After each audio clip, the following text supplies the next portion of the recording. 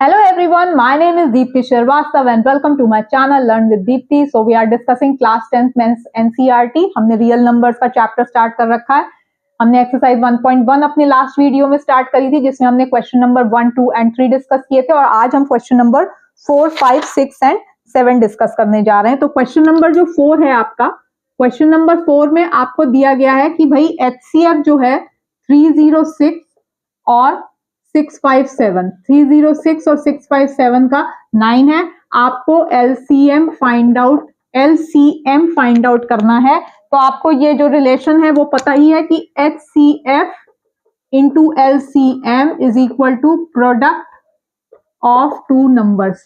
ठीक है, ये बात हमने रिलेशनशिप फर्स्ट वीडियो में इंट्रोडक्शन में भी करी थी। HCF 9 दिया है, LCM निकालना है, प्रोडक्ट इज योर 306 इंटू 657।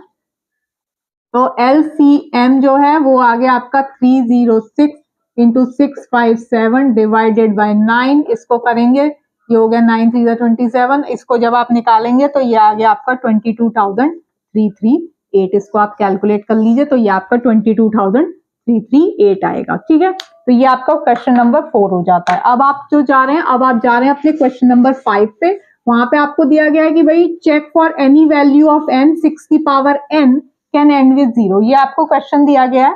आपको क्वेश्चन दिया गया है कि क्या जहां पे कि n जो है वो एक नेचुरल नंबर है, क्या कोई ऐसी वैल्यू n की हो सकती है जहां पर कि 6 की power n can end with 0। ये हमने अपने एग्जाम्पल में भी डिस्कस किया था जहां पे हमने 4 की पावर n लिया था। तो 4 की पावर n में आपने क्या किया था कि 4 की पावर n में कि भाई कोई भी नंबर को अगर 0 से एंड होना है तो इसको वो divisible for any number which is ending with 0, which is ending with 0, it will be divisible by 5। ठीक है, ये एक होता है कि भाई ये डिविजिबल बाय 5 होगा। अब आपने इसका पहले फैक्टर बनाया 6 की पावर n को, 6 को कैसे लिख दिया आपने 2 की पावर 3 और होल की पावर n। अब 2 जो है नॉट डिविजिबल बाय 5, 3 भी नॉट डिविजिबल बाय 5।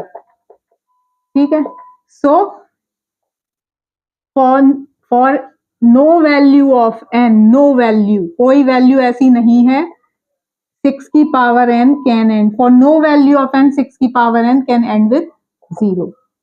कोई भी वैल्यू हो n की, वो 6 की पावर n जो है वो 0 पे एंड नहीं होगा क्योंकि वो 5 से डिविजिबल नहीं है।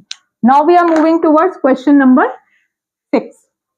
क्वेश्चन ये आपने जो किया था ये क्वेश्चन नंबर आपका 5 है। This is your question number 5। ठीक है, अब हम अपना क्वेश्चन नंबर 6 कर रहे हैं। ये आपका क्वेश्चन नंबर 5 था 6 की पावर n वाला। अब हम कर रहे हैं क्वेश्चन नंबर 6।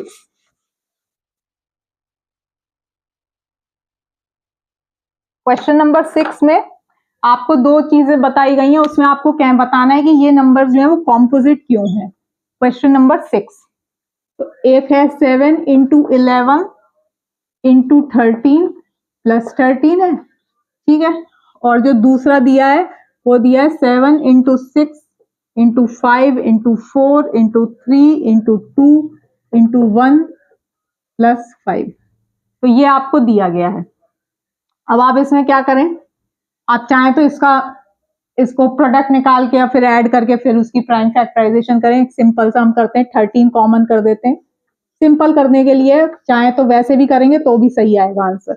13 77 प्लस 1, तो 13 इंटू 78। अब 13 इंटू 78 आया है। अब 78 को 13 की टेबल में आता है 13 इंटू 13 इंटू 6, और लिख दो 13 इंटू 13 इंटू 2 इंटू 3। अब आप देखिए कि ये जो नंबर आया है, चाहे तो 78 इंटू 13 आप यहां पे भी कर दो 23,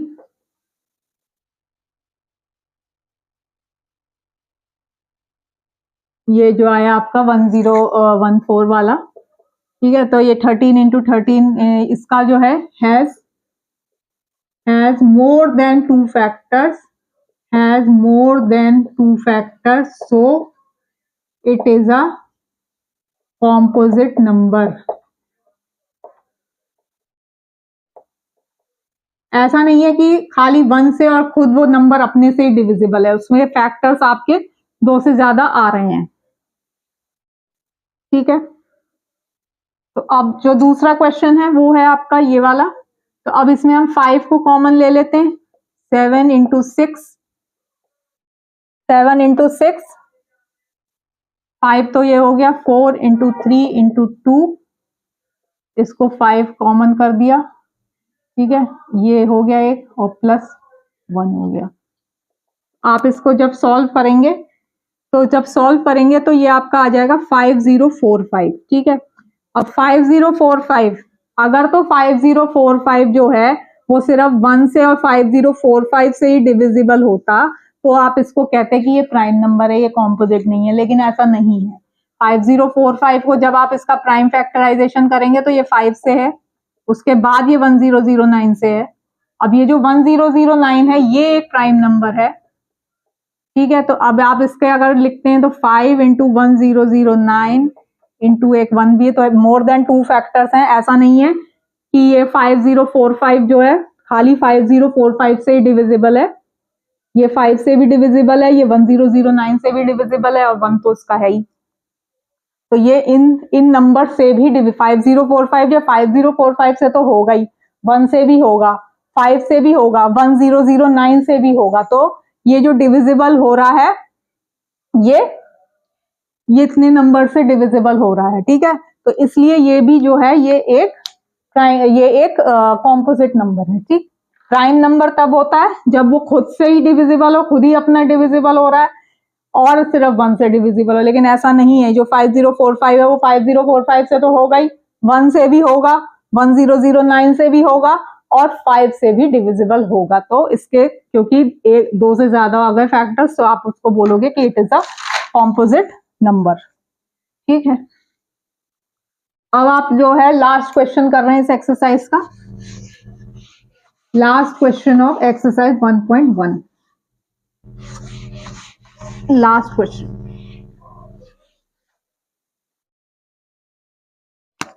एक्सरसाइज 1.1 कर रहे हैं हम, क्वेश्चन नंबर 7। क्वेश्चन नंबर 7 में बोला है कि देयर इज एक स्पोर्ट्स फील्ड है जिसके अराउंड सर्कुलर पाथ है। ठीक है, एक स्पोर्ट्स फील्ड है जिसके अराउंड एक सर्कुलर पाथ है। अब वो जो सर्कुलर पाथ है उसमें 2 लोग हैं, एक सोनिया है और एक रवि है। तो ठीक है, एक सर्कुलर पाथ है। अब जो सोनिया जो है उसको मान लो इसने यहाँ O पॉइंट से स्टार्ट किया, तो जो सोनिया है उसको 18 मिनट लगते हैं एक पूरा राउंड करने में।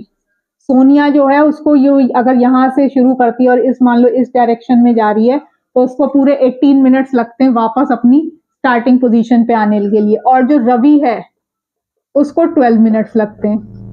ठीक है, अब वो ये कह रहे हैं कि अगर मान लीजिए कि दोनों ने O पॉइंट से स्टार्ट किया और सेम टाइम पे स्टार्ट किया, so after how much time they will meet again, कि वो एक ही पॉइंट पे किस समय मीट करेंगे। ठीक, अब ये आप सोचिए, ये जो रवि है ये 12 मिनट्स में आ गया अपनी जगह पे, अब जो सोनिया है उसको 18 मिनट 18 मिनट्स लग गए।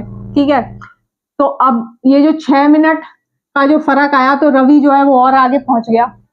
ठीक है, तो अब जब रवि मान लो रवि जो है 12 इंटू 3, ठीक है, 3 चक्कर काटेगा 36 मिनट में। ठीक है, और सोनिया जो है वो दो ही चक्कर काट पाएगी 36 मिनट में। ठीक है, तो ये जो टाइम है ये 12 और 18 से तो ज्यादा ही है। ठीक है, तो जब दोनों कब मिलेंगे, ये 12 मिनट और 18 मिनट से तो ज्यादा ही पे मिलेंगे। तो जब वो ज्यादा पे मिलेंगे तो आपको उसका LCM लेना है। तो आपको यहाँ पर LCM लेना है 12 का और 18 का। अब 12 और 18 का LCM आप कैसे लेंगे, 2 इंटू 2 इंटू 3 कर दीजिए। ठीक है, LCM निकालने के लिए, और 18 का प्राइम फैक्टराइजेशन कैसे लिखेंगे, 2 इंटू 3 इंटू 3। तो LCM क्या हो गया, 2 फैक्टर है, 2 इंटू 3, हाइएस्ट पावर लिख दें, 2 की पावर 2 है, 3 की पावर भी 2 है, तो ये हो गया आपका 4 into 9। So after 36, if they both start at the same point, after 36 minutes they will again meet at the same point.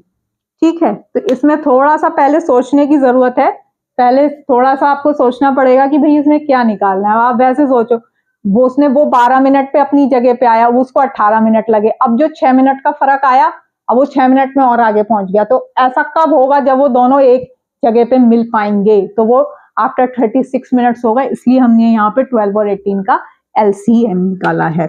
So with this you have completed your exercise number 1.1। So in our next video हम irrational number को prove करेंगे कि why it is irrational, जहाँ पे कि आप application of fundamental theorem और arithmetic, उसका कॉन्सेप्ट हम यहाँ पे डिस्कस करेंगे अपने नेक्स्ट वीडियो में। सो होप आपको मेरी वीडियो अच्छी लगी होगी। अगर अच्छी लगे तो प्लीज लाइक, शेयर और सब्सक्राइब जरूर करिएगा। Thank you so much.